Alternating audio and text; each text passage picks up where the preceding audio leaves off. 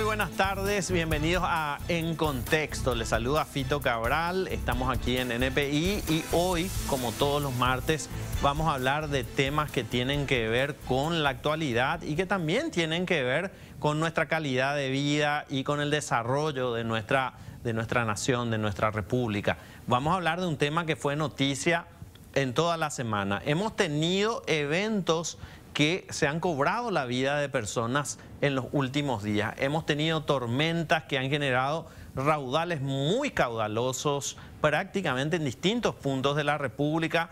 Esto se ha cobrado la vida de hasta ahora de un efectivo militar y otro que está desaparecido. Hemos visto tornados en distintos puntos de la República que también se han cobrado la vida de 2 personas. Y por eso hoy hemos invitado a una persona que tiene una expertise de 40 años en la gestión de desastres. Nos va a acompañar esta noche Marcos Cáceres, quien desde el año 1983 está trabajando en lo que tiene que ver con gestión de desastres. Marcos, buenas noches. ¿Cómo estás? Gracias por estar con nosotros. ¿Qué tal, Fito? Un gusto compartir contigo este espacio, ¿verdad? Es muy interesante y me gusta el nombre En Contexto, ¿verdad? Yo creo que es importante contextualizar la realidad que hoy estamos viviendo en el área metropolitana de Asunción y en todo el país, ¿verdad? Entonces, los eventos climáticos, hay una característica que se está en los últimos años, ¿verdad? Cada vez son más intensos y más frecuentes y más intensos.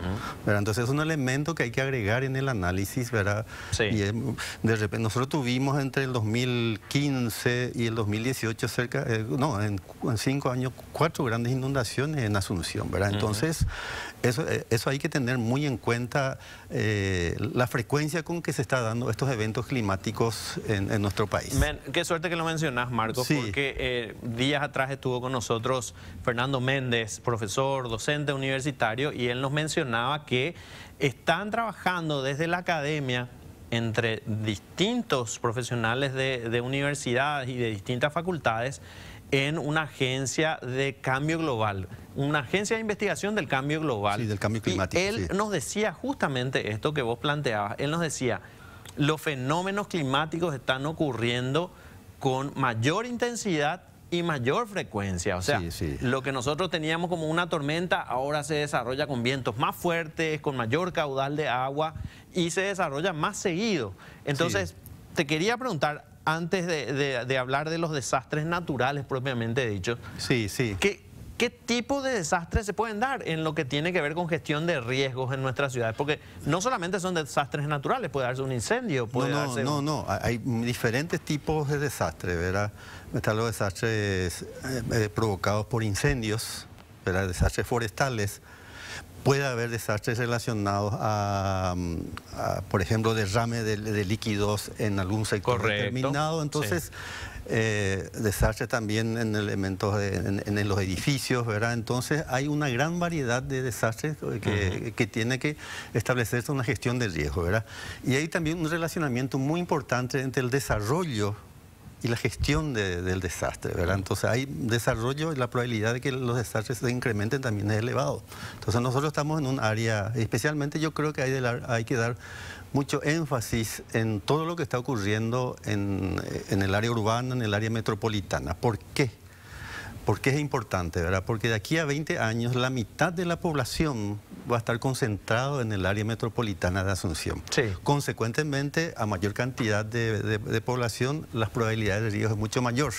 Entonces, es un elemento clave. Accidentes ruteros, de carreteras, ¿verdad? Inclusive, ¿verdad? En la propia... Estuve trabajando también de paso con Sequera, cuando fue director en ese Guillermo Sequera, el doctor. Guillermo Sequera, estuvimos trabajando con él también y hablamos también que ya hay un área especializada en gestión de accidentes. ¿Verdad? Se lo considera como enfermedades crónicas, ¿verdad? En ese sentido, ¿verdad? Claro. Entonces, se está incorporando ya algunos elementos en el área del control de la salud. ¿Qué tan preparados estamos en las ciudades para hacer frente o gestionar un desastre? Y quiero preguntarte qué tan preparados estamos principalmente en la ciudad capital, en Asunción, porque lo que vimos en estos días, lo que tenía que ver con el arroyo Lambaré, la desaparición de los efectivos militares, lo que vimos en Huaycán, en el departamento de San Pedro, en Santaní, lo que vimos en distintos lugares del país, nos hablaba de ciudades, digamos, que no necesariamente tenían que ver con la capital.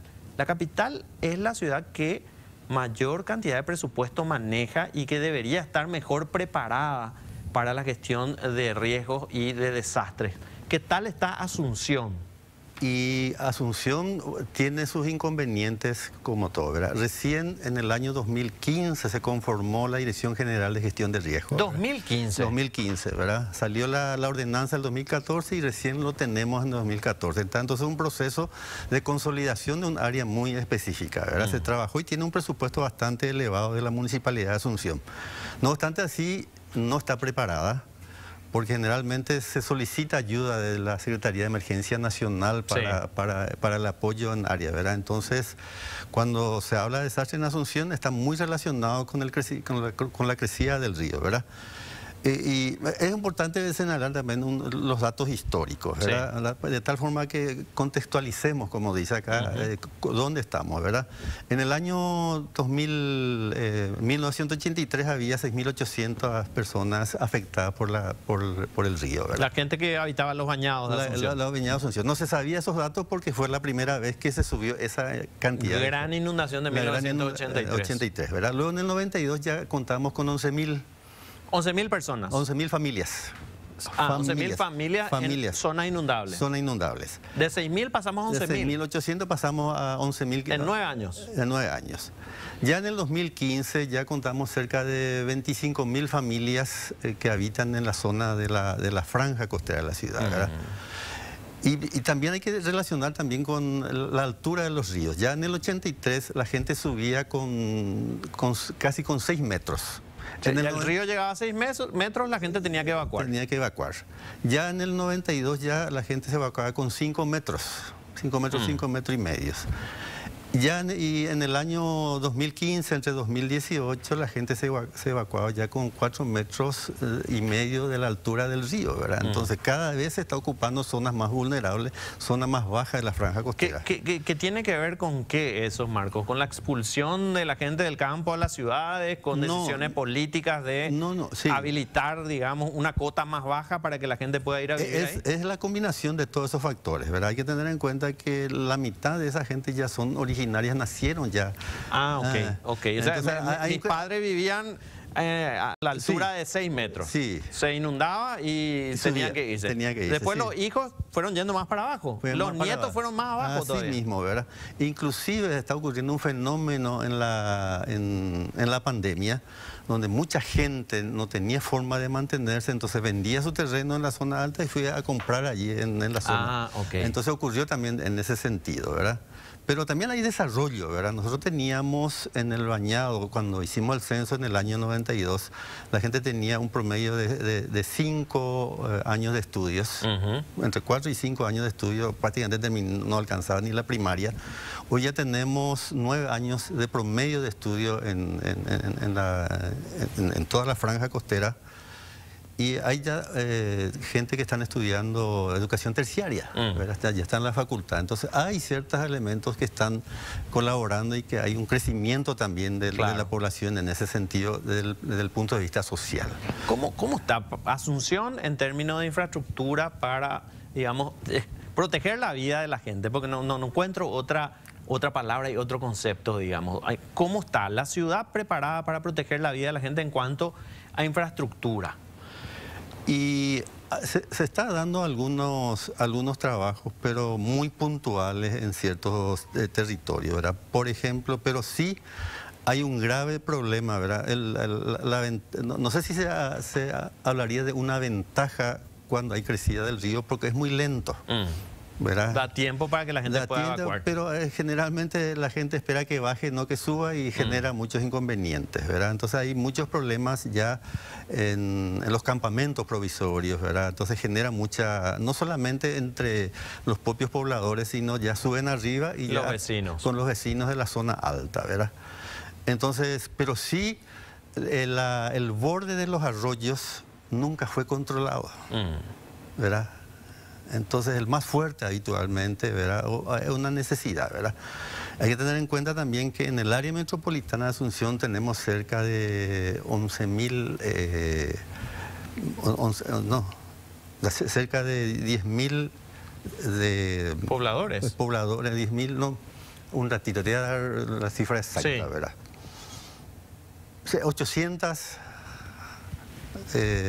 800 cauces. 800 familias, no familias, sino grupos de familias que ocupan territorios así. Como la vera de los arroyos. La vera de los arroyos, ¿verdad? Sí. Entonces esa gente... Que están en riesgo permanente. Permanente, ¿verdad? En riesgo permanente, ¿verdad? Pero también en el borde de los arroyos hay muchos problemas en ese sentido, ¿verdad? Especialmente cuando nos acercamos a la franja costera. Pero también hay gente que con capacidad económica, estamos en un territorio de zonas rojas y vamos a darle una característica a esta zona donde estamos en un territorio de zona roja, ¿verdad? Sí. Porque estamos al borde de un arroyo y en ese sentido, ¿verdad? Entonces, ¿qué hace la gente, verdad? Empieza a represar o empieza a darle menos espacio para el corrimiento de agua. Entonces la intervención es caótica en el borde de los arroyos. Sí, entiendo bien, digamos, el cauce de un arroyo normalmente, digamos, varía de acuerdo a si hay lluvias fuertes, si no, y puede ser ancho, a lo ancho, digamos, tomar una extensión. Sí. Pero cuando hacemos los muros de contención, cuando hacemos, digamos, intervenciones humanas, lo que hacemos es canalizar y eso hace que suba cuando suba el nivel del agua cuando hay una lluvia muy importante, un raudal. Sí, y después la colmatación del fondo, ¿verdad? Sí. Entonces tiramos basura, se colmata, y eso es una ley física clave que entra acá, es la presión, que es la fuerza por unidad de área. En este caso la área son el recinto, los canales donde se mueve, ¿verdad? Entonces yo disminuyo el área y aumenta la presión, ¿verdad? Es como un caño más fino por el que tiene que pasar el agua, entonces tiene más presión. Sí, nuestra presión, pues, nuestra presión sanguínea, pues, se maneja de la misma forma, ¿verdad? Entonces, ¿sabes por qué? Se llena de grasa y empieza a explotar y hay los problemas cardíacos, ¿verdad? Me llama mucho la atención esto que planteas, Marcos, porque no sé si tenemos imágenes de el vehículo que fue rescatado del cauce del arroyo Lambaré. Estaba literalmente destrozado el vehículo y estamos hablando de una camioneta, digamos, de alta gama, que tiene muchísimos niveles de seguridad, y cuando vemos las imágenes de la camioneta, estaba prácticamente achicharrada esa camioneta. Eso significa que no solamente la caída, sino todos los golpes y la presión del agua hicieron que se comprima muchísimo. Era un vehículo de aproximadamente entre 2.000 a 3.000 kilos, claro, que tenía, ¿verdad? Y tenía, por lo menos para sacar, cuando se sacó ahí, tenía cerca de 6.000 kilos. Sí. Sí, entonces ahí la colmatación, ahí uno identifica. Pues se llenó de arena, se llenó de basura, se llenó de un montón de cuestiones. Entonces esa es la colmatación en ese sentido, ¿verdad? Entonces hoy generalmente, y eso es un grave problema. En el Bañado Sur, hace 30 años se construyeron muros de contención. Hoy ya están bajo tierra eso, ¿verdad? Entonces se tiene que construir muros sobre muros, ¿verdad? Claro. Por el efecto de la colmatación, ¿verdad? Y eso genera muchos inconvenientes, a los pobladores que están en la ribera de los arroyos. Ahora, ¿cuál es la responsabilidad de las autoridades a nivel municipal, a nivel de gobierno central, cuando ocurren estas tragedias? Te pregunto esto porque es muy llamativa la respuesta que hay desde el municipio de Lambaré, por ejemplo, cuando ocurre esta tragedia de los 2 efectivos militares. Sí. Es como que no se hizo alguna vez algo ahí, pero después llevó el raudal, no se robó ahí la protección que teníamos. Y estamos hablando de un precipicio en una calle a 100 metros de la municipalidad. Sí, no. El Estado en sí, ¿verdad? Porque tanto el municipio como el gobierno central forman parte del Estado, ¿verdad? Entonces son responsables de la vida y la seguridad de las personas por constitución misma, ¿verdad? Sí. Entonces tiene que tomar todas las providencias para resguardar la seguridad y la vida de las personas. Tiene por obligación constitucional hacer ese trabajo, ¿verdad? Entonces hubo, por lo que se ve, hubo cierta negligencia, ¿verdad? Pero es un elemento ahí está realmente, ahí se ve, ¿verdad? Sí. Justamente se ve la imagen en ese sentido, ¿verdad? Entonces hubo cierta negligencia o mucha negligencia en ese sentido porque se tenía que tomar las providencias del caso o evitar que la gente circule en ese horario determinado. Por eso es importante que de repente cada municipio tenga su oficina de gestión de riesgo y establezca algunos protocolos, procedimientos para ese caso. Nos decía hoy Eduardo Mingo, director de meteorología, en Monumental, en el programa En Voz Alta, acá en NPI también estábamos al aire, que la gestión de riesgo implica, por ejemplo, en las ciudades, cerrar calles cuando hay una tormenta. Si vos identificás zonas rojas, puntos rojos de riesgo, qué sé yo, Artigas, casi General Santos, donde falleció una pareja de extranjeros que iban en motocicleta. Si vos tenés Bartolomé en las Casas y Fernando de la Mora, si vos tenés la zona de República Argentina y ahí a una cuadra de la terminal de ómnibus, si vos conocés aquí en Lambaré, al costado de la municipalidad, la calle Santa Rosa de Lima en este momento, ¿cómo es que los municipios no tienen gestión de riesgos para poner un policía de tránsito, un agente municipal de tránsito que esté cerrando la calle 100 o 200 metros antes? O se pone vallas divisorias, entonces hay que tomar ese tipo de providencia, ¿verdad? Entonces, si hay una oficina de gestión de riesgos, tiene que identificar dónde están los riesgos y a partir de eso se establecen los protocolos de actuación para ese tipo de eventos que se presentan en las ciudades. ¿Y cómo actúan las instituciones en conjunto cuando vos tenés, digamos, la previsión de un posible desastre? Si meteorología te dice aviso meteorológico, vientos de 200 kilómetros por hora, tormenta granizada para esta área, ¿quién actúa a partir de ese momento? ¿Hay un protocolo y trabajan las instituciones de manera coordinada? No, generalmente está coordinando cuando ya ocurren los eventos, ¿verdad? Cuando la gente ya queda inundada, entonces no se identifica algunos protocolos relacionados a este tipo de eventos, ¿verdad? O sea, ex post, después de que ocurrió. Después de que ocurrió, habitualmente empezamos a actuar, ¿verdad? Pero de hecho, la intervención de los arroyos siempre fue caótico. La gente cree que los arroyos o el borde de los arroyos es tierra de nadie. Entonces empieza la gente a ocupar, a intervenir como quiere y a libre discreción, ¿verdad? Entonces no es, ¿verdad? Entonces los arroyos hay que establecer un procedimiento, ¿verdad? Inclusive tenemos que establecer cuál es el recinto mínimo que necesita, de tal forma que se tiene que tener un largor y una profundidad determinada, de tal forma que hace ya los cálculos, ¿verdad? Entonces, ¿hacia dónde tenemos que apuntar? Un plan maestro de gestión de nuestros recursos hídricos.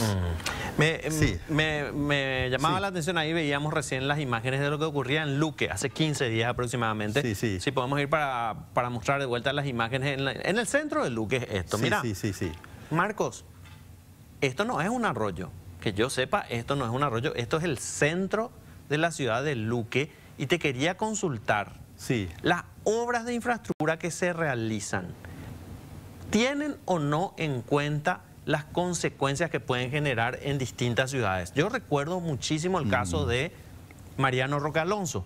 Mariano Roque Alonso decía, se hizo el superviaducto, se hicieron las obras allí en la zona del aeropuerto y nos inundamos. Cada vez que llueve nos inundamos porque eso terminó taponando y todo el caudal de agua viene a Mariano Roque Alonso. ¿Es real eso? Es real, ¿verdad? De hecho, hay un gran fenómeno que está ocurriendo. Aparte de las basuras que colmatan cualquier cosa, cierran los canales de evacuación del agua, ¿verdad?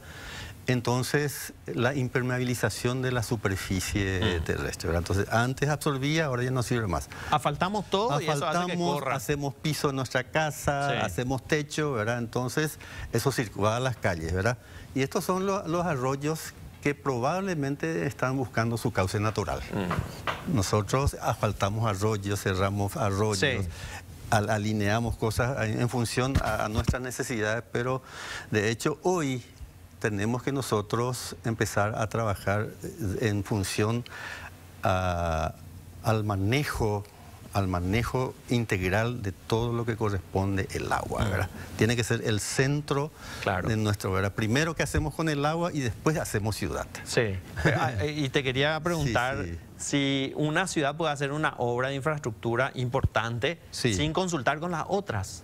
¿Por qué? Porque si, qué sé yo, ponele, Luque decide hacer un puente gigantesco que de alguna manera afecta los cauces hídricos. Y eso puede afectar a todas las zonas circundantes, a Emboscada, a Pacaraí, a lo que fuera. Ocurre, ¿verdad? El arroyo Lambaré, que tiene cerca de 7,5 kilómetros de extensión, Sí. es bastante largo, ¿verdad? Y al arroyo Lambaré se le suma el arroyo Sosa. Sí. Porque desemboca en el arroyo Lambaré. Entonces, el arroyo Sosa tiene cerca de 3,5 kilómetros de extensión, ¿verdad? Entonces, ahí hay que hacer una intervención en los bordes de los arroyos de cerca de 10 kilómetros de extensión, combinando ambos arroyos. El arroyo Lambaré empieza en Asunción, cruza todo Lambaré y termina en la ciudad de Asunción. Sí, en Itán Ramada. En sí. Itán Ramada. Entonces, indefectiblemente, el intendente de Asunción, en coordinación con el intendente de Lambaré, tiene que trabajar en forma conjunta, ¿verdad? ¿Dónde nace el arroyo Lambaré? Yo creo que tenemos que hablar un poquitito del arroyo Lambaré y como ejemplo también de la N cantidad de arroyos que existen en Asunción y en todo el departamento central, en el área metropolitana, ¿verdad? Que debería ser una ventaja. O sea, si nosotros tenemos cauces hídricos, digamos, tendría que ser una ventaja, ¿no? No, es un recurso. Sí, un recurso. Es un recurso, ¿verdad? De hecho, ahora se está abriendo las compuertas allá en el sur del Yacyretá. Bueno, y consecuentemente al abrir las compuertas empieza a también tener sus consecuencias con la población de agua abajo, ¿verdad? Alberio está inundada porque hubo una apertura de las compuertas, aparte de la lluvia que hubo en esa zona, ¿verdad? Entonces, indefectiblemente hay que trabajar en forma conjunta en un plan de gestión del manejo de toda la cuenca, especialmente el manejo de la cuenca. Entonces, el problema, cuando llegamos al arroyo, ya es la parte terminal del problema, ¿verdad? ¿Dónde se inicia el arroyo Lambaré? Se inicia en el mercado de Abasto. Ah, claro, y el mercado de Abasto es una zona peligrosísima cuando llueve. La gente de Abasto tira en los canales sus desechos. Sí. ¿Verdad? Aunque se procura recolectar, tirar, ahí se inicia el grave problema, ¿verdad? Y cuando cruza la calle Ivapomó, el arroyo Lambaré le dice, devuélvanme mi cauce, es el cauce. Entonces continúa, son 7 kilómetros. Entonces, este problema que ocurrió en Lambaré puede ocurrir en cualquier punto de Lambaré. Y donde termina el cauce, allí cerca de la terminal, en la terminal, la municipalidad suele recoger 5 camionadas de basura que recolecta después de cada tormenta. Después de cada tormenta, ahí cerquita. Fíjense el volumen. Si recorre... Creo que se llama Caguazú esa calle. Caguazú. Argentina y Caguazú. En Caguazú, una locura. Ahora mejoró. Después de algunas horas que se hicieron mejoró, pero República Argentina y Caguazú era impasable. El grave problema es la cantidad de basura en estos colectores que se recolecta, ¿verdad? Colectores de agua que cruza por debajo, ¿verdad? Entonces, eso es un problema que, por eso, si yo trabajo en un proyecto de este tipo, tengo que saber qué hay que hacer en la cuenca alta, en la cuenca media y en la cuenca baja de todo el sistema. Claro. Entonces el problema está en la cuenca alta, no en la cuenca allá en el propio. A veces hacemos la gran minga, vamos a limpiar los arroyos. No sirve para nada. No sirve para nada. Para la foto sirve. Para la foto. Vamos a limpiar el arroyo Lambaré, vamos a limpiar. Pero en una lluvia ya se llena con la misma cantidad de basura. Claro. Ahora, Marco, ¿cuánto cuesta aproximadamente un proyecto, digamos, que abarque toda la cuenca? Vamos a hablar solamente del arroyo Lambaré. 10 kilómetros. ¿Cuánto aproximadamente podría costar eso? Y yo creo entre 600 a 700 millones de dólares. 700 millones de dólares. Y ese es un grave problema, Marco, porque las autoridades municipales, las autoridades centrales, no solamente no tienen plata, no quieren invertir en algo que no se ve. No se ve, claro. Porque es el arroyo, digamos, ¿cuánta gente vive ahí? Muy poca gente, entonces no quieren invertir en algo que no se ve. Yo estaba investigando en estos días, después de la desgracia que ocurrió en el arroyo Lambaré, hay proyectos presentados por arquitectos que dicen, podemos hacer un parque lineal en toda la zona, en la cuenca del arroyo Lambaré y proteger el arroyo, reforestar esa zona, tener, digamos, un parque por el que de alguna manera se pueda circular, transitar y tener, digamos, de alguna manera protegida esa zona. No, de hecho, dentro del plan maestro de la franja costera, para cada arroyo se establece los parques lineales, ¿verdad? Pero lo que primero hay que hacer es el manejo, el cálculo de la capacidad de cada uno de estos arroyos. Sí. Entonces, y hoy ya no se utiliza más los muros rectos, así que, sino ya con las piedras entre tal cosa, ¿verdad? Entonces hay ya nuevas modalidades que se están utilizando, ¿verdad? Pero sí, ese tipo de construcción necesita mucho espacio, entonces tenemos que ampliar en la mayoría de los casos el área de evacuación del agua, ¿verdad? Entonces, eso es lo primero. Una vez eso, nosotros vamos a encontrar muchísimas propiedades privadas en los bordes. Sí. Entonces, tiene que haber, por eso te digo, en esa dimensión estamos hablando, ¿verdad? Claro, porque hay que expropiar, hay que elaborar, pero sí es muy necesaria. O sea, se necesita una franja de dominio. Y tiene que ser de dominio público, exclusivamente de dominio público. En ese sentido, ¿verdad? Si nosotros tenemos estos paseos costaneros a los costados, ¿verdad? Tiene un valor paisajístico, un valor recreativo y un valor de seguridad. Claro. Entonces, ninguna persona, la posibilidad... Se cierra el parque, no entra nadie cuando hay un aviso meteorológico. Y la posibilidad de desborde siempre va a haber. Claro. Entonces hay... Esa posibilidad de desborde que mencionás me recuerda a las obras en la zona de Madame Lynch. Que tienen un canal gigantesco en el medio de ambos carriles y aún así en algunos momentos se desborda ese canal. Sí.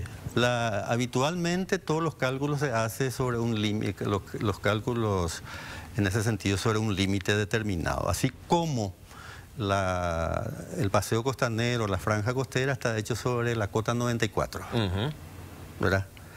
Existe la posibilidad que sobrepase eso en un futuro, ¿verdad? De aquí a 100 años, bueno, con un evento climático muy severo, pero ya ahí en ese sentido, ¿verdad? Pero sí se hacen unos cálculos determinados de tal forma que se pueda sostener en el tiempo ese tipo de intervenciones.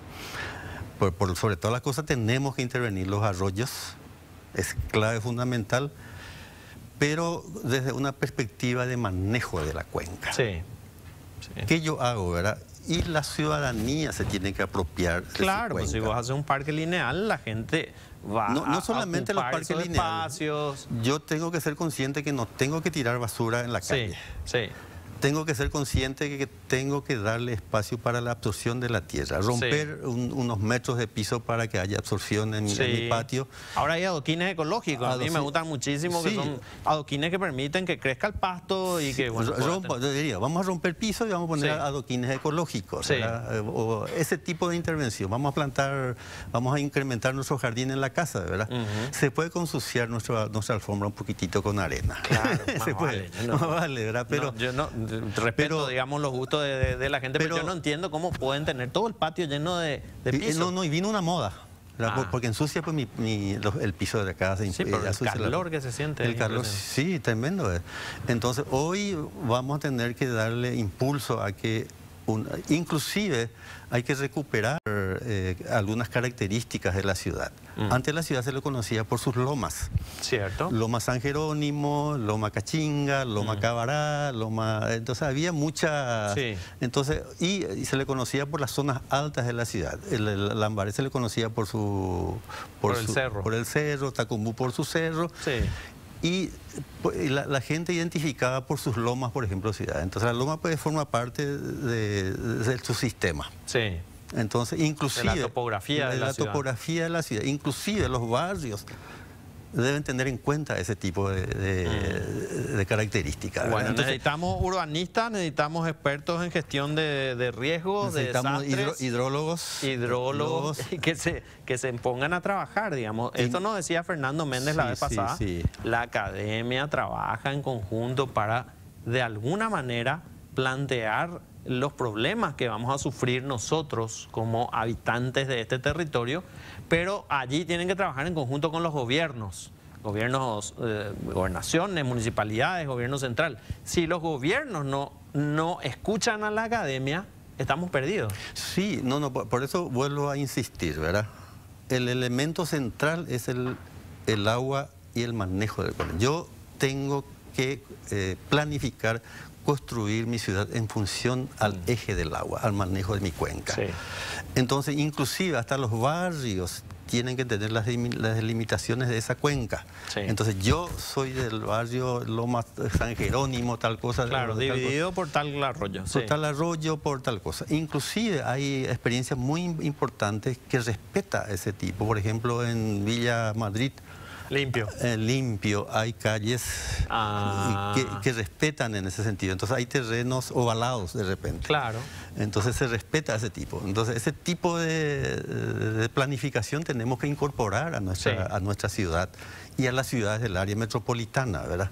Marcos, te agradecemos muchísimo tu tiempo. Finalmente esto representa calidad de vida y representa protección de la vida. No. El Estado tiene la obligación de defender la vida y la integridad de las personas y por sobre todo su calidad de vida, ¿verdad? Entonces necesitamos que se pongan las pilas las instituciones del Estado, se ponga de acuerdo, en este caso la Municipalidad de Lambaré con la Municipalidad de Asunción para solucionar definitivamente el tema del arroyo Lambaré y que sea útil para la ciudadanía todo lo que hagamos de aquí en adelante, ¿verdad? Entonces vamos a estar hablando en algún momento, hay muchas cosas que tenemos que hablar, ¿verdad? Claro. Pero sí dar énfasis a la necesidad de que el manejo de la cuenca alta, media en las ciudades de tal forma que podamos, que antes que ser un problema sea una solución el manejo de las aguas. Estuvo con nosotros Marcos Cáceres. A la vuelta de la pausa va a estar con nosotros el ingeniero Eduardo Viedma,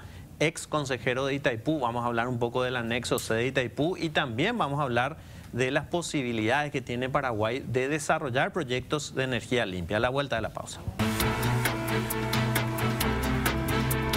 Estamos de vuelta aquí en Contexto y como anunciábamos, nos acompaña el ingeniero Eduardo Viedma, ex consejero de Itaipú. Él conoce muchísimo sobre energía y sobre energía limpia principalmente y queremos hablar de distintos temas con él.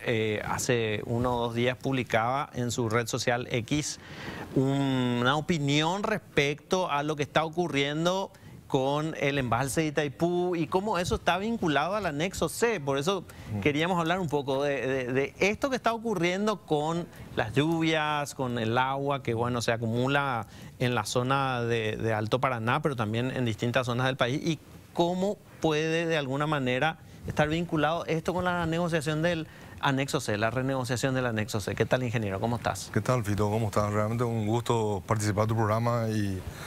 Bueno, un tema complejo, ¿verdad? De repente para la población, el tema energético siempre es un tema, no es fácil de abordar, y menos el anexo C, ¿verdad? Que está justamente ahora en vías de renegociación. Y bueno, lo que yo estuve opinando es que, bueno, el agua que hoy se está vertiendo por el vertedero Itaipú, ¿verdad? Que es un proceso relativamente normal dentro de Itaipú y también Yacinatá.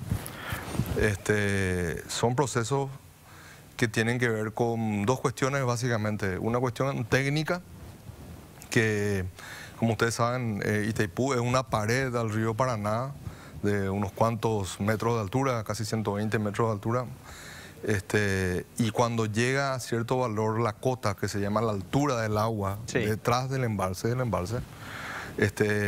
técnicamente hay ciertos riesgos. Entonces, evidentemente, lo que se opta es por liberar el agua abriendo las compuertas, que es lo que nosotros vemos ahora. Sí.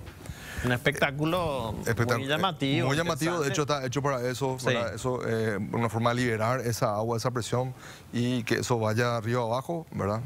Es lo normal. En Itaipú, esta cuestión, digamos, esta operativa se viene realizando normalmente debido a varios motivos, en este caso por el exceso de lluvia. Nosotros hicimos, en su momento cuando me tocó estar en el Consejo, lo hicimos también para aumentar la altura del río Paraná. Sí, que tuvimos una sequía terrible, muy fuerte histórica, de casi 3 años, ¿verdad? En el cual las barcazas no flotaban, ¿verdad? Por eso se liberó.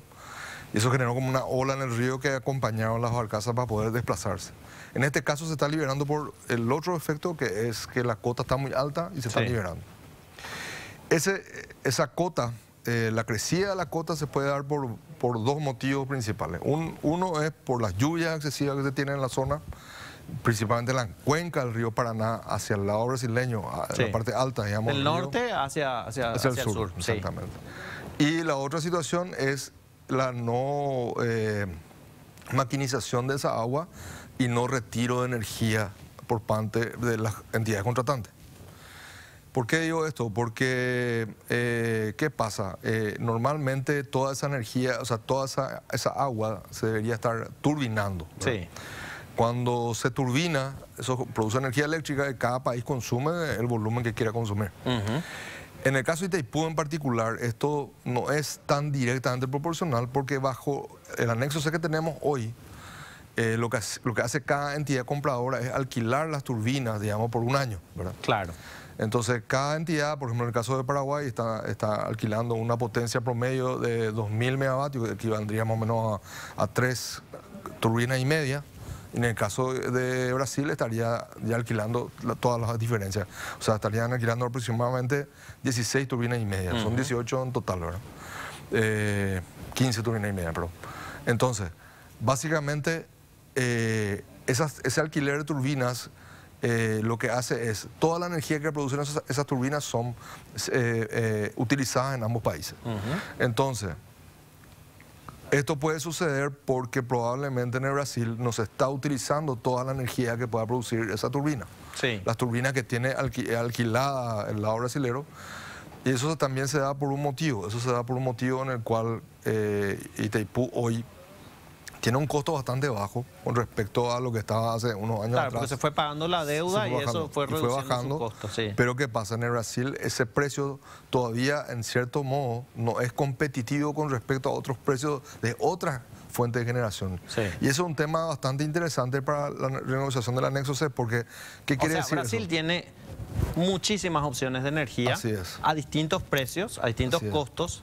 Y en algún momento dice, no me conviene Itaipú. Así es. Porque Itaipú me cobra tantos dólares por megawatt o lo que fuera, ¿verdad? Me cobra 50 dólares y ahora tengo energía eólica, por decirlo, en tal zona del Brasil, que me va a cobrar 40 dólares o 30 dólares y tomo esta energía en ese momento. Así es. Ellos tienen un sistema, tienen todas las fuentes había y por haber. Tienen nuclear, eólica, solar, hidráulica, mini hidráulica, de biomasa. Tienen todas las fuentes de energía. Entonces esas fuentes de energía van, es como un pool. Van cambiando de precio en función a la abundancia. ¿Sí? Así como dijiste, si vos tenés mucho viento, la energía eólica baja de precio. Si uno tiene mucho sol, también la energía solar baja de precio. De hecho, al mediodía sale más barato. Si vos tenés mucha agua, como está pasando en este caso, y hay que recordar que encima de Itaipú hay 54 hidroeléctricas en el lado brasilero. Sí. Entonces, estas hidroeléctricas también están llenas de agua y producen una energía a un costo mucho menor, inclusive que Itaipú. Entonces, eso hace que este sistema inteligente, digamos, que administra todas estas fuentes dentro de Brasil, opte por comprar más de otras fuentes que de Itaipú. Y eso genera también un aumento en la cota al no utilizar. Claro. En el lado paraguayo no es así, porque en el lado paraguayo nosotros consumimos casi el 90% de la energía que se consume en Paraguay es de Itaipú, ¿verdad? No podemos consumir más. Sí. No hay forma, o sea, solamente que aumentemos nosotros el consumo en base a industria, en base a lo que se está hablando siempre de movilidad eléctrica, o sea, son nosotros cuestiones... no tenemos un pool. Nosotros no tenemos una cartera, un portafolio de distintas fuentes de energía. ¿Qué tenemos? Yacyretá, Acaraú y Itaipú. Así es. Son las 3 hidroeléctricas y una solamente está sobre el río Acaraú y otras están sobre el Paraná. Entonces, básicamente, ¿qué pasa en este contexto del anexo C? Que esto se va a seguir dando si el contrato continúa de esta manera, o sea, si el anexo C continúa de esta manera. En Yacyretá, sin embargo, la parte económica tiene que ver con la producción de energía. Entonces, a mayor producción de energía, es mayor beneficio para la hidroeléctrica y, por tanto, mayor beneficio para las dos entidades compradoras o los países, ¿verdad? Porque está en función no a las turbinas, está en función a la energía producida. En Itaipú no es así, como expliqué anteriormente. Sí. Entonces, una de las cuestiones que yo creo que se tienen que discutir en la revisión del anexo C es el tema de la producción de energía y el tema del agua. Porque el agua, hay dos cuestiones que acabaste de decir al principio, acabamos de recordar al principio. Vos tenés la abundancia de agua en esta circunstancia en la cual el agua pasa a ser un elemento, digamos, económico y de bajo costo porque tenés abundancia. Sí. Tenés que aprovechar y producir la mayor cantidad de energía posible porque esa energía, digamos, es bastante económica y va a probablemente producir mayores bienes y productos en ambos países. Sí. Si bajamos la energía, el valor de la energía. Sin embargo, en sequía, ¿verdad?, ese valor va a subir porque el agua es menor, el volumen de agua que tenemos es menor. Entonces, es una lógica básica y se utiliza. Yo no te estoy dando una cuestión, no estoy inventando nada. Todas las hidroeléctricas en el mundo funcionan por producción de energía y por agua. ¿Y por qué Itaipú no tomó ese criterio? No tomó ese criterio, y te digo porque fue bastante razonable en su momento, porque la deuda que se tomó para la construcción de Itaipú, que fue un desafío a nivel de ingeniería, a nivel mundial, sí. No se sabía inclusive ni siquiera si el valor que se calculó en ese momento de la construcción era suficiente. De hecho no fue suficiente, se tomó más crédito para poder terminar Itaipú. Entonces, la única manera financiera de garantizar la devolución de ese dinero era establecer en función a la potencia, no en función a la energía. Y eso fue lo que se hizo. De hecho, a Paraguay le vino muy bien eso porque Itaipú sí estaba garantizado que Brasil iba a comprar toda la potencia restante del lado paraguayo que no consumíamos, ¿verdad? Correcto. Entonces se iba a alquilar todas las turbinas siempre y la producción de energía que nosotros no consumíamos. En un principio sí, la cesión era gratuita y después en el 97 se le puso precio y Brasil empezó a pagar por la cesión, que es lo que hasta hoy se está cobrando en Paraguay. Pero al cambiar anexo C a energía, esto va a ser mucho más lógico y va a ser mucho más importante para el Paraguay, porque el Paraguay va a poder utilizar esa energía en su territorio bajo sus propias reglas y estableciendo condiciones de inversiones en el ámbito electrointensivo o movilidad eléctrica o dando, digamos, beneficios a todas las empresas que utilicen mayor volumen de energía. Claro, entonces la ANDE va a estar comprando energía en función a la necesidad, no en función a un contrato. Necesito, ingeniero, que nos expliques la diferencia entre potencia y energía. Híjole. Bueno, es porque bastante si no, complejo. es un concepto del que estamos hablando y no se maneja, digamos, a nivel general. A muchos colegas le escuché hablar y hay muchos ejemplos fáciles, digamos, ¿verdad? Para mí lo más fácil es hablar de la naranja, ¿verdad? Pues, yo puedo tener un árbol de naranja que me produzca, no sé, 100 naranjas, sí. Pero esas 100 naranjas me pueden producir una cantidad de jugo. En el caso del árbol sería la turbina, la potencia que me puede producir la cantidad de 100 naranjas. Sí. Pero el jugo que me produce esas naranjas en litros es la energía que yo puedo sacar de esas naranjas. Entonces depende mucho si yo tengo un ambiente. Es una conversión. Es una conversión. Sí. La energía viene a ser lo que realmente se puede utilizar, ¿verdad? La potencia es lo que digamos tiene para utilizarse, pero... Como lo dice su nombre, potencial. Es potencial, exactamente. No es algo que... Todo esto puede generar, pero cuando lo haces, ahí se convierte en energía y eso es lo que consumimos finalmente. Y justamente el producto, o sea, el combustible, como se dice, a mí no me gusta decir eso, pero lo dicen para graficar a la gente. El combustible de una hidroeléctrica es el agua. Entonces, si el agua, hay mucha agua, hay mucho combustible, hay mucho potencial de producir mucha energía. Si hay poca agua, hay poco potencial de producir mucha energía. Entonces, depende mucho del volumen de agua que se tenga. ¿A Brasil le conviene cambiar, digamos, el anexo C y utilizar el criterio de energía? Y yo creo que le va a convenir, le conviene, sí, definitivamente, porque es una cuestión de pagar por lo que consume, ¿verdad? Y al Paraguay le va a convenir en el futuro cercano. Hoy estamos todavía, digamos, en un mix, entre que nos conviene potencia, nos conviene energía, o nos conviene más potencia, porque la situación está en que nosotros estamos empezando a consumir toda la potencia que a nosotros nos corresponde. Sí. Eso está a corto plazo, o sea, muchos hablan de 10 años, otros hablan de 8 años. Nosotros vemos que la tasa de consumo anual está creciendo en un orden de 7 a 10%. Por tanto, nosotros llegaríamos fácilmente para el 2030 a consumir toda la potencia que tenemos en Itaipú. A partir de ese momento lo lógico es que paguemos por energía. Y pensemos nomás que el anexo C es un documento y un acuerdo que ¿cuántos años tiene? Con 50 años. Entonces, lo que hoy se negocia a futuro. Así mismo. Y se negocia pensando en los próximos 50 años probablemente. Totalmente.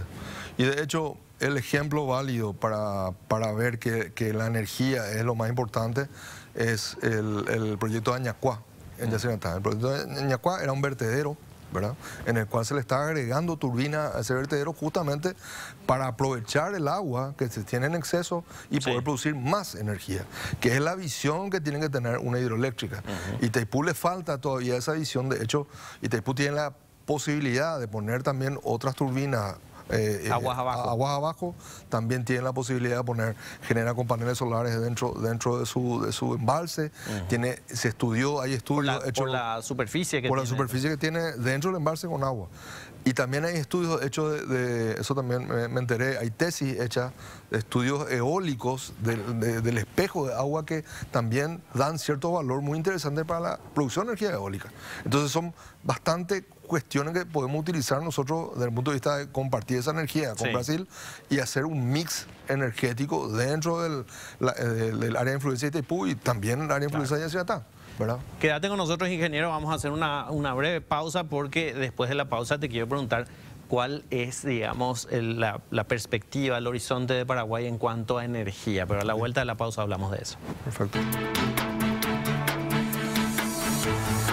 Estamos de vuelta aquí en Contexto. Nos acompaña el ingeniero Eduardo Viedma. Él es experto en energía y estamos hablando de Itaipú, del anexo C, pero queremos hablar ahora, en esta última parte del bloque, de todo lo que tiene Paraguay como potencial en términos de energía y sobre todo qué áreas tenemos que explorar, digamos, para decir, bueno, Paraguay tiene posibilidades de producir este tipo de energía y no lo estamos haciendo. Excelente, Fito. Mira, Paraguay tiene toda la potencialidad, tiene posibilidad de energía eólica en el Chaco. Hay estudios, de hecho faltan estudios un poco más, digamos, más profundos el volumen de energía que se puede producir, etcétera.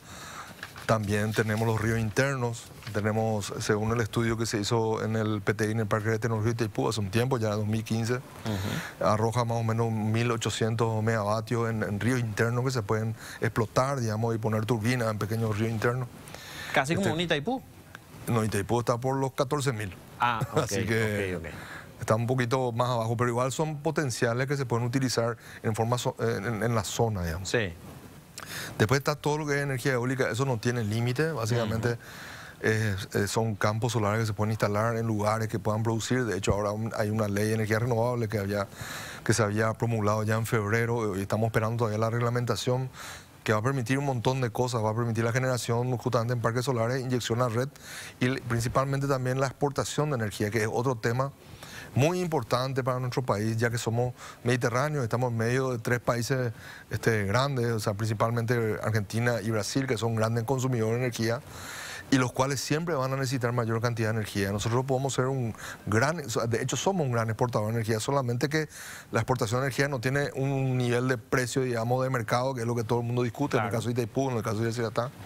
Pero sí podemos generar mayor volumen de energía dentro de nuestro país, utilizar la red existente, aumentar la red existente de conexión y vender a nuestros vecinos, ¿verdad? Eso es un mercado muy interesante, funciona en muchos países del mundo. O sea, Europa es el ejemplo número 1 de se llama integración energética regional, en el cual se ponen de acuerdo en ciertos valores y en ciertas estandarizaciones con respecto a la transmisión de energía, y eso permite perfectamente el flujo de energía de un país a otro. Es como decir, bueno, Paraguay tiene hoy, digamos, un superávit de energía, le puede vender a Argentina, o le puede vender a Brasil, o le puede vender a Bolivia, y Bolivia le puede vender a Perú, y así, digamos, es como una red de distribución de energía. Así es. De hecho, nosotros estamos interconectados con Argentina, estamos interconectados a través de Yacyretá, estamos interconectados con Brasil a través de Itaipú. Tenemos la posibilidad de aumentar esa interconexión. Aparte, cuando se hace un mercado energético regional, lo que se hace básicamente, no necesariamente física, para que la gente, digamos, piense, ¿verdad? No necesariamente tiene que ir del Chaco hasta San Paulo, por decirte, sino que eso se hace un balance energético, se llama, que se toma toda la energía que produce el Paraguay y eso se puede perfectamente, si hay un superávit, como decís, ese superávit se exporta al Brasil y eso se puede exportar desde la energía de Itaipú. No hace falta que sea la solar que hoy se inyecta acá. Entonces, es todo un sistema que funciona muy bien en los países como Brasil y Argentina porque entre ellos intercambian energía. En la zona ahí de la parte baja y frontera con Uruguay están intercambiando energía muchas veces. Uno de esos... ¿Paysandú? ¿Puede ser? Por Paysandú, exactamente, y un poco más arriba, Paso de los Libres.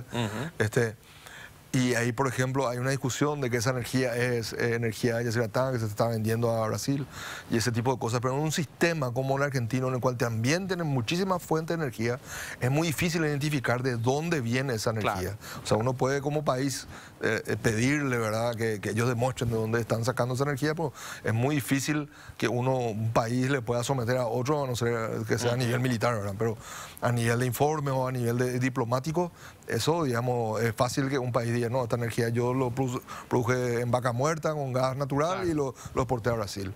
Entonces es muy complicado para eso demostrar. Lo mismo en el Brasil. En Brasil tienen todas estas fuentes, todas inyectan a la misma. Eso también se puede, cuando tienen exceso de un tipo de fuente, pueden exportarlo. Lo hacen a Uruguay, por ejemplo. Además, no es la idea cuestionar, sino aspirar a tener un sistema similar que nos integre a todos. Así es, porque además... nuestra posición, digamos, de tener un gap de producción de energía es momentánea. Nosotros si no invertimos en generación, si esta ley que yo hablé al principio de energía renovable, no sale la reglamentación en el corto plazo, eso va a hacer que sea difícil que se hagan inversiones importantes en nueva generación, lo cual que cuando lleguemos en el 2030 probablemente nosotros, en vez de ya estar produciendo energía en exceso, tendremos que estar importando energía. Y esa situación realmente va a ser bastante compleja para nosotros porque vamos a depender de los precios tanto de Brasil como de Argentina. Y nos quita competitividad y autonomía e independencia. Ingeniero, muchísimas gracias por tu tiempo. Nosotros vamos a seguir a la vuelta de la pausa con Diego Galeano. Él es ingeniero, él es investigador de la Universidad Nacional de Asunción y vamos a hablar de un tema súper interesante. Vamos a hablar de inteligencia artificial. A la vuelta de la pausa.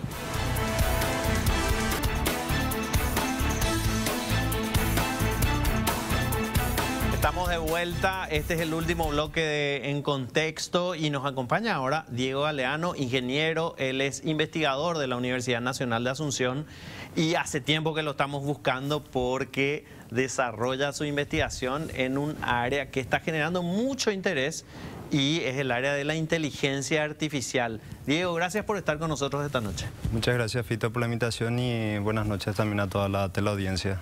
Contanos cuál es el proyecto en el que vos estás desarrollando esta investigación y cómo se utiliza la inteligencia artificial.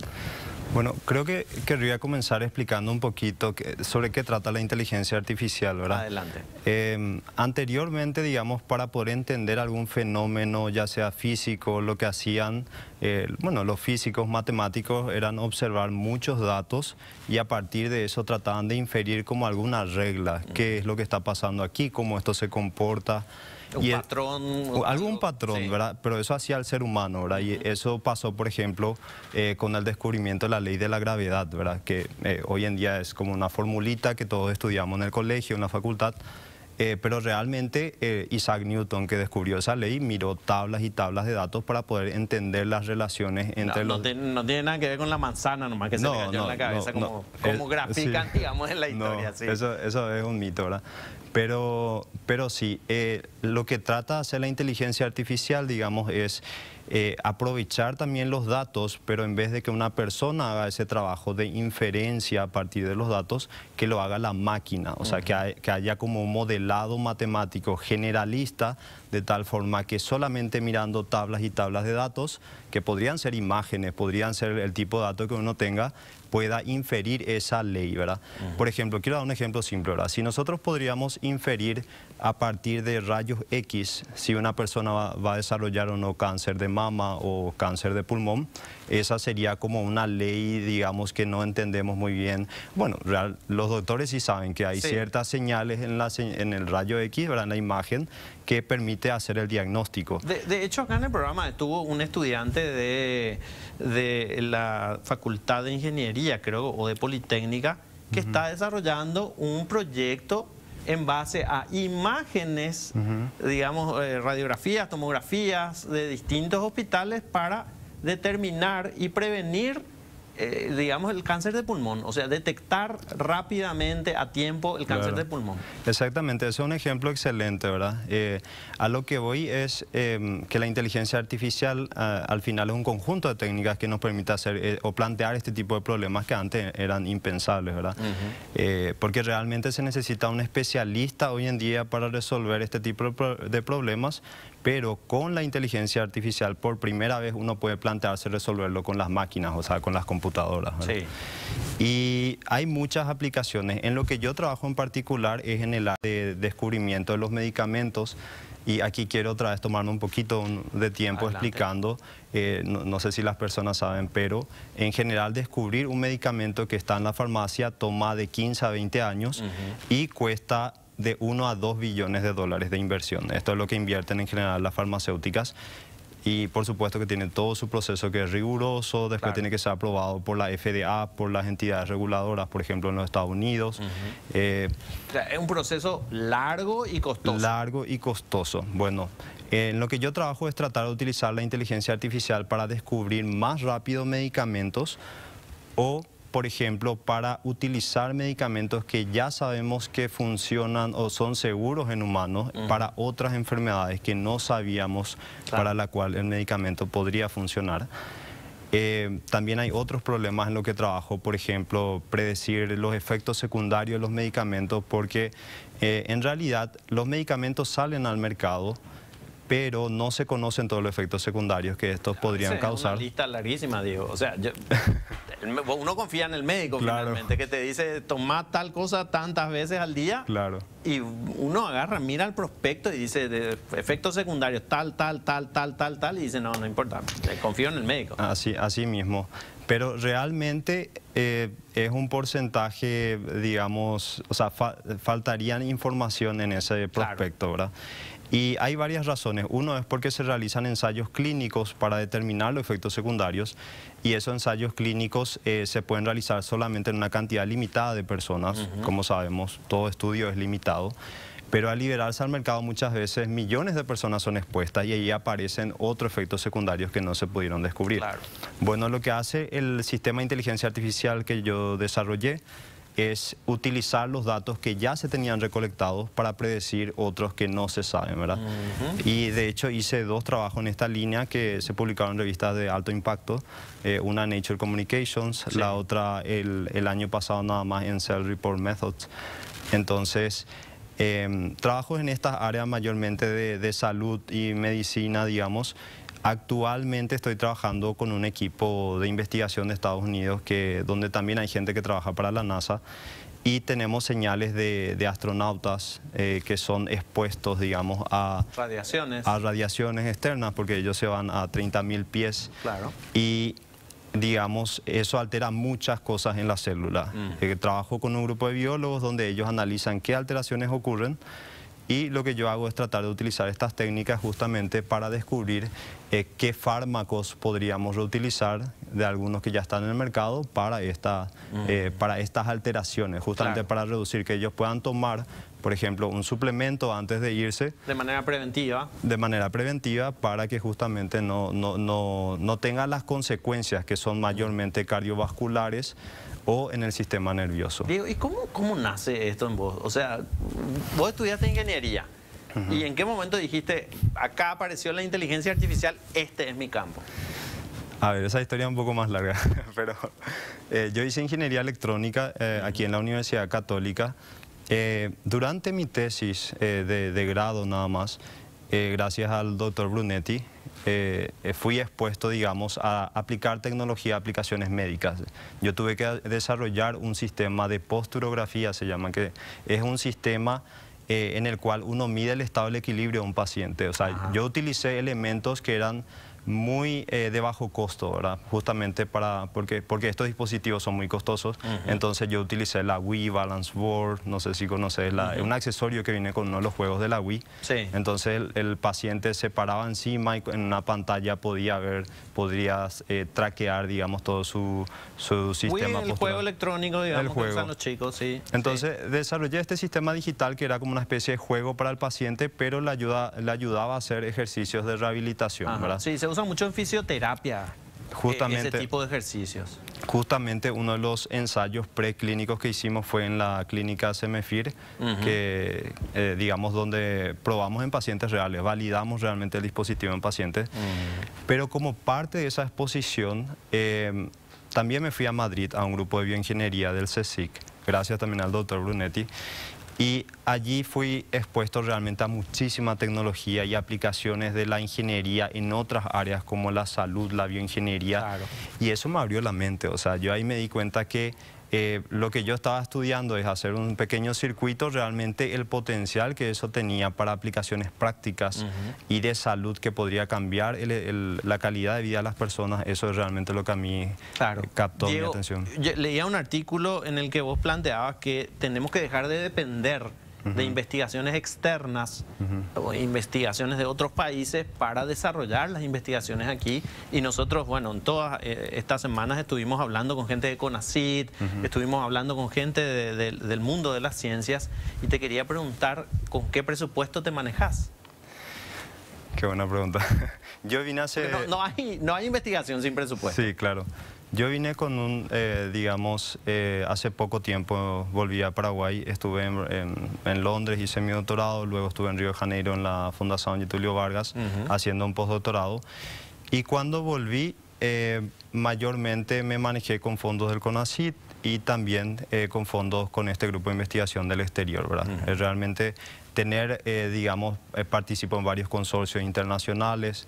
Entonces eso me ayuda a, digamos, tener un networking a nivel internacional, no solamente para poder aplicar lo que yo sé en otros problemas como los de la NASA, ¿verdad? Sí. Porque hay potencial también en lo que yo puedo aplicar mi conocimiento, sino también porque me ayuda a acceder a muchísima gente de alto calibre, digamos. Claro. Trabajo con gente de Cornell University, de Stanford, de otras universidades a nivel mundial que son top, ¿verdad? Y eso es muy bueno para mí estando aquí en Paraguay, y también es bueno para hacer convenios. Por ejemplo, hace unos meses invité a un investigador de la NASA para que venga a Paraguay justamente a dar un ciclo de charlas, y accedió y estaba haciendo un tour por Sudamérica y vimos, claro, ¿verdad? Entonces... pero si hay presupuesto, si hay inversión, digamos, en otros países, en investigación científica, es porque eso genera riqueza. Claro. Eso es algo que yo pienso en particular, que hay un desconocimiento general sobre el potencial de la inversión en investigación, ¿verdad? Si uno mira en Estados Unidos, por ejemplo, ¿cuánto invierte el gobierno en el Departamento de Defensa? O sea, ¿cuánto invierte en investigación para el Departamento de Defensa? Los montos son astronómicos, ¿verdad? Solamente el Departamento de Defensa. De hecho, la mayor parte de los fondos de investigación de los investigadores de Estados Unidos proviene de esos fondos, ¿verdad? Sí. Porque hay muchísimas cosas que se pueden hacer, y yo creo que aquí no solamente se tiene que valorar más a la gente que tiene un PhD, un doctorado, sino que se tiene que explotar eso. El país debe encontrar la fórmula para explotar esos recursos humanos para poder llevar al país al siguiente nivel, claro, ¿verdad? Y eso solamente se puede lograr a través de la financiación de proyectos de investigación que sean claves para el gobierno, y tiene que estar bien estructurado. O sea, no puede ser solamente financiar por financiar, sino que se tiene que pensar en un plan de financiación. Ahora, hay un riesgo, un potencial muy cercano, cuando justamente estaba aquí Eduardo Viedma, que fue consejero de Itaipú, cuando se acaban los fondos de compensación de Itaipú, se acaban los fondos para financiar las investigaciones de CONACYT, del FEI y de CONACYT. Yo desconozco un poco esa parte, pero pienso que el gobierno debería encontrar la fórmula para que CONACYT no muera, ¿verdad? Es importantísimo y clave que CONACYT siga sobreviviendo para sostener la investigación de este país. De hecho, yo creo que se deberían incrementar los fondos, ¿verdad? O sea, no, CONACYT estamos sobreviviendo realmente con un mínimo. Que es un piso. Es un piso, pero que ya ayuda bastante, eso es importante decirlo, pero hace falta más, ¿verdad? Y mucho más. Y yo creo que especialmente los políticos deberían apostar un poquito más a la investigación y no esperar resultados tan rápidos, porque la investigación lleva tiempo, ¿verdad? Ahora yo, por ejemplo, estoy publicando un artículo que me tomó 2 a 3 años desarrollar el método de inteligencia artificial justamente para estas aplicaciones de la gente con la NASA. Sí. Y ese es el tiempo que toma la investigación. Hacer algo bueno que va a parar en una revista de alto impacto, que es patentable, lleva tiempo. Eso te iba a preguntar. Sí. ¿Ya está patentada la investigación que vos desarrollaste? Uno, ya tengo una patente provisional con este grupo de la gente de Estados Unidos. Es compartida la patente en este caso, o sea, son varios investigadores. Exacto. Es compartido con el grupo, digamos, donde desarrollamos este modelo de inteligencia artificial y validamos también, porque no solamente hay que desarrollarlo, sino que cuando uno trabaja especialmente en aplicaciones biológicas, uno debería demostrar que funciona, ¿verdad? Entonces se hacen experimentos en laboratorio, entonces eso forma parte también de la patente. El año pasado creo que habíamos invitado aquí a gente de la DINAPI, que es la Dirección Nacional de Propiedad Intelectual, y ellos nos explicaban cómo la patente genera ingresos, digamos, para el país. No solamente para el desarrollador, el inventor, el investigador, para el país genera mucha riqueza. Así mismo.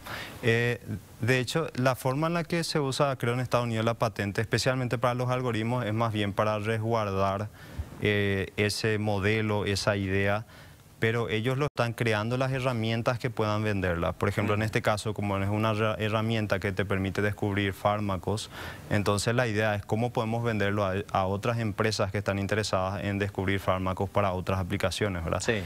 Porque una vez que tenés la herramienta, en realidad es muy general. Yo, por ejemplo, la estoy adaptando para descubrir fármacos para linfoma, que es un tipo de cáncer.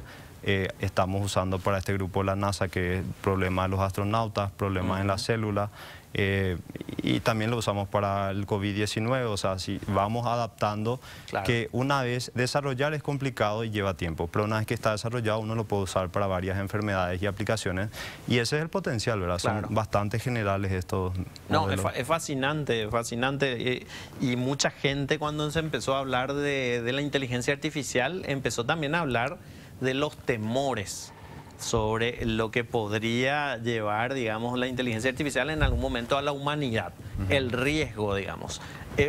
¿Estudias eso, evaluaste eso o no está, digamos, dentro de tu ámbito de pensamiento el riesgo de lo que conlleva la inteligencia artificial? Es algo en lo que suelo pensar, no tanto como parte de mi investigación, porque no trabajo en eso, pero actualmente me uní a un grupo, a una non-profit, a una ONG que está en California y se creó justamente para eso, se llama Quai. Es un grupo de CEOs de California. Ejecutivos de empresas. Ejecutivos de empresa y también gente muy técnica que entiende cómo funcionan estos sistemas. Para poder primero desarrollar un personal assistant, un asistente personal que sería completamente basado en inteligencia artificial, y también para hacerlo completamente gratuito, seguro y que todos puedan acceder a la tecnología, porque todos seguro, no sé si todos saben sobre ChatGPT, estas nuevas herramientas que ya funcionan como asistentes virtuales, digamos. Uno escribe una pregunta, estoy seguro que los estudiantes en los colegios lo usan para crear monografía, claro, ya práctico, ni siquiera hacen más el trabajo hoy en día, ¿verdad? Son bastante inteligentes. Entonces, en este grupo estamos justamente, uno del objetivo es estudiar los riesgos de la inteligencia artificial. Y yo estoy ahora a cargo de un subgrupo, le llamamos, que sería sobre las aplicaciones de inteligencia artificial en las ciencias de la vida, ¿verdad? Life Sciences. Y justamente una de las cosas que estuvimos discutiendo la semana pasada es que las herramientas matemáticas que se crearon para descubrir fármacos, que es en lo que yo trabajo, porque a mí me motiva y me interesa eso, también se pueden convertir en herramientas para descubrir armas biológicas. O sea, el mismo...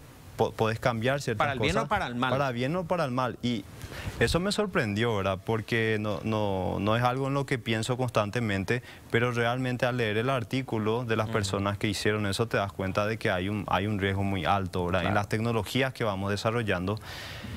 Y allí es donde se necesita la regulación, ¿verdad? Crear regulaciones que resguarden el uso seguro de la inteligencia artificial de la misma forma en la que se regularon otras digamos, no sé, armas de fuego o otras disciplinas, o no sé, químicos que podrían ser peligrosos y se regula aquí, no puedes tocarlo, lo que sea. De esa forma también debería regularse el uso y la aplicación de la inteligencia artificial.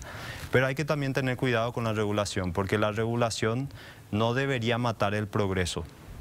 Es algo que se está discutiendo mucho en los Estados Unidos también este tema. Justamente ellos tienen miedo de, como son una potencia mundial, y esto es un tema muy importante para el futuro, tienen mucho miedo de que regular demasiado estanque el progreso en su país, mientras permita el avance en otros países. Sí, como que están desregulados. Claro, como en Europa o en China, ¿verdad? De hecho, en Europa se está regulando más el acceso a los datos que la inteligencia artificial, diría yo. La privacidad de los datos. La privacidad, que también es parte, en realidad, es un componente importante de estas aplicaciones en las que trabajo.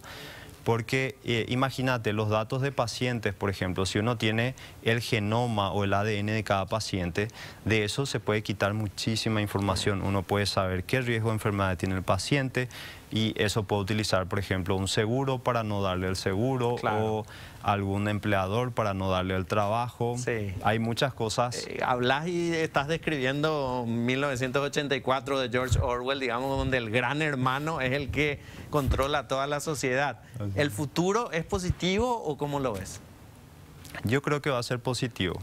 Yo soy bastante optimista. Y como veo también cómo la tecnología fue avanzando en los últimos años, creo que se está invirtiendo más en el aspecto positivo, lo cual es bueno. Sí estoy un poquito incierto con respecto a estas nuevas herramientas de asistentes personales, porque es como que es una nueva herramienta que aún no sabemos todos los ángulos y las aristas, ¿verdad? Cuando surgen este tipo de herramientas que son como un breakthrough o un avance sorprendente en poco tiempo. Un nuevo paradigma. Un nuevo paradigma. Siempre pasan cosas inesperadas y esas cosas inesperadas en general no se pueden anticipar. Entonces eso es una incógnita también para mí como investigador, ¿verdad? O sea, siempre trato de pensar, pero nunca puedo saberlo todo. ¿Qué les decía a quienes nos están viendo y quieren tener un futuro como investigadores, quieren ingresar al mundo de la ciencia? Que siempre mantengan la motivación, la curiosidad. Si algo les interesa, persigan esa pasión. Eso es lo más importante realmente de ser investigador. Todo lo demás se puede aprender. O sea, si son débiles en la matemática, pueden volverse fuertes en la matemática, pero la motivación y la pasión es algo que no se puede cambiar por nada, ¿verdad? No se puede aprender eso, ¿verdad? Eso sería para mí lo más importante. ¿Cómo es tu vida, Diego? Última pregunta te quiero hacer.